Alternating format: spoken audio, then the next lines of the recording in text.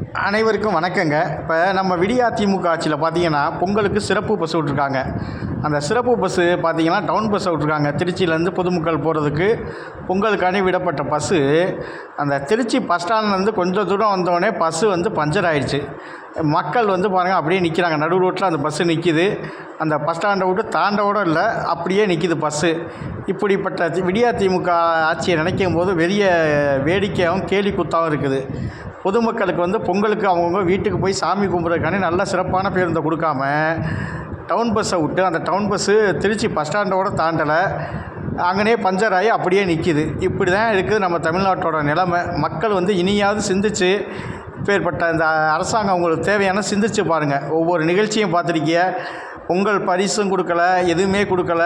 பொங்கலுக்கு பொதுமக்கள் சொல்லக்கூடிய பஸ்ஸை பாருங்கள், அந்த சிறப்பு பஸ்ஸு நடு ரோட்டிலே நிற்கிது.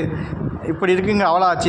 விடியா திமுகவோட அவலாட்சி இருக்குது. இனியாவது மக்கள் சிந்திச்சு ஒரு நல்ல ஆட்சி, நம்ம அனைத்து இந்திய அண்ணா திராவிட முன்னேற்ற கழக ஆட்சி தான் சிறப்பான ஆட்சின்னு மக்கள் இனியாச்சும் புரிஞ்சுக்கணும்.